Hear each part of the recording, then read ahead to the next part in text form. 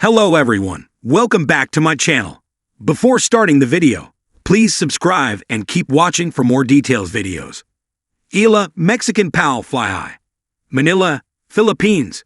Finally, Eala scored her first ever win in a Grand Slam main draw. The Filipina pride made up for her early singles exit, teaming up with Mexican partner Renata Zarazua in hacking out a 7-5, 6-4 win over a British-Spanish duo in the French Open doubles yesterday at the Stade Roland Garros in Paris. Eala and Zarazua erased a 2-4 deficit in the opening set before leaning on a quick 3-1 start in the second to complete the gritty sweep in 1 hour and 30 minutes against Emily Appleton of Great Britain and Yvonne Caval-Reimers of Spain. In the next round, the Filipina-Mexican tandem will face Russian Anastasia Potapova and Serbian Olga Danilovic, who stunned the 7th-seeded pair of Caroline Dolehide and Desiree Krawczyk of the United States. 1-6, 6-4, 7-5. Eala is coming off a 0-6, 6-2, 3-6 loss to WTA No. 88 Emiliana Arango of Colombia in the first round of the singles division. It's the first main draw stint for Eala both in the singles and doubles plays by virtue of her top 100 ranking. Eala, who turned 20 last Friday, is currently No. 73 in the Women's Tennis Association, WTA, ranking after reaching as high as No. 69. It's so heartwarming. Eala told AFP of her Grand Slam match win. "I'm feeling good. It's my debut in Grand Slam doubles, so I'm feeling happy to be playing with Renata and to have my first slam win," she said. Novak Djokovic, meanwhile, made a clinical start to his latest pursuit, a record-breaking 25th Grand Slam title. The 38-year-old Djokovic had little trouble in seeing off 98th-ranked American Mackenzie McDonald 6-3, 6-3, 6-3, 3 days after becoming only the third man to win 100 ATP titles with his victory in Geneva. Djokovic is on the same half of the draw as world No. 1 Jannik Sinner and last year's runner-up Alexander Zverev, who saw off American teenager Lerner Teen 6-3, 6-3, 6-4. Former U.S. Open champion and 5-time Grand Slam runner-up Daniil Medvedev was dumped out in the first round for the 6th time in Paris, losing a dramatic clash with Cameron Norrie 7-5, 6-3, 4-6, 1-6, 7-5. Eala, Mexican pal, fly high. In the golden heart of Oaxaca, nestled between Sierra Madra's whispering slopes and fields of marigolds swaying like little suns, lived a girl named Luna and her peculiar companion. Eala, a creature like no other. Nobody knew quite where Eala came from. Some said he flew down from the stars. Others believed he burst from a child's dream. He had the eyes of an owl, shimmering with old wisdom, the wings of a butterfly ablaze in hues of emerald and coral, and the tail of a jaguar, silent and sure. His fur changed color with the wind, and when he laughed, it sounded like flutes on Dia de los Muertos. To Luna, Eala was simply her pal, a promise in the wind. The villagers were kind but cautious of Eala, creatures of that sort, the baker once whispered, bring either miracles or mischief. But Eala brought Luna neither, just wonder. They soared above the agave fields at dawn, weaving between cacti and clouds, Luna clinging to Eala's soft mane, her laughter echoing through the sky. They napped in hammocks tied between chaima trees and told each other stories. Eala's always ended with the stars singing and Luna's with tortillas that never ran out. One afternoon, while painting alabrages in the market square, Luna looked at Eala's wings and asked, "Why don't you fly far away, like to the oceans or pyramids?"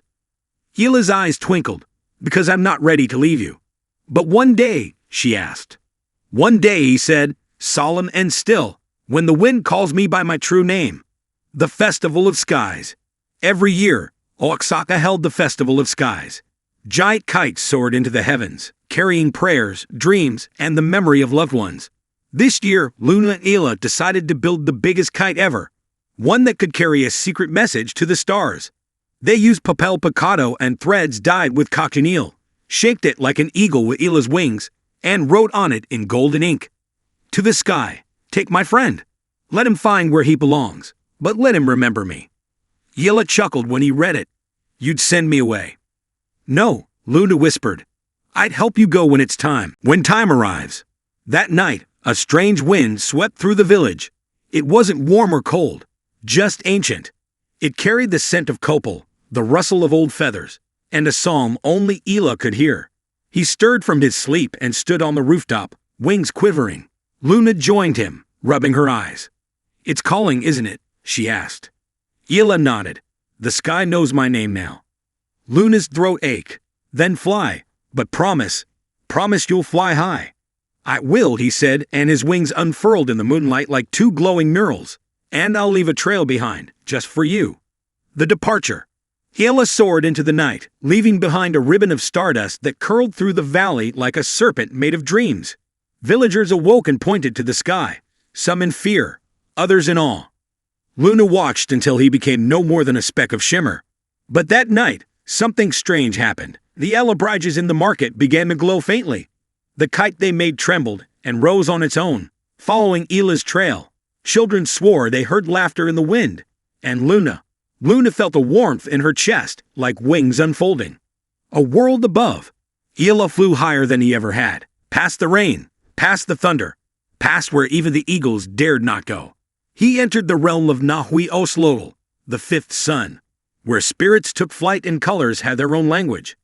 There he met others like him, creatures that looked stitched from dreams. A hummingbird with lava in its chest, a serpent of clouds, a fox with stars in its fur. They welcomed him, not with words, but with song. They danced in the sky, weaving stories in their flight. "You have flown far," one said. "I had help," Eala replied. The letter. Years passed. Luna grew, her black hair now streaked with silver. She became an artist, her alabriges renowned across Mexico. People came from cities and mountains to see her work, but no one ever asked about the strange creature in her paintings, always flying, always glowing. Then, one day of the dead, as she lit candles on her altar, a wind brushed through the marigolds. A small feather, brighter than flame, landed at her feet. Attached to it, a piece of bark paper, and on it, in golden ink, "I fly high, and I remember." Eala. The return. Eala never returned in body, but he returned in spirit. In every child who saw colors in the sky, in every kite that danced above the clouds, in every alabrige that seemed to blink when no one watched. And Luna, she lived a full life, always with a hammock ready, always with paint on her fingers, and always listening to the wind. She taught others to believe in impossible friends and impossible flights. And whenever someone asked if her alabriges were real, she would smile and say, "You just have to look high enough." Epilogue. Fly high, pal. Some say Eala became a constellation. Others say he lives in the winds over Oaxaca, whispering to kites and birds. But one thing is certain. He flew high. Not to leave behind the ones he loved, but to become a part of something bigger. A story. A sky. A dream. And dreams, they don't end. They fly. Just like Eala.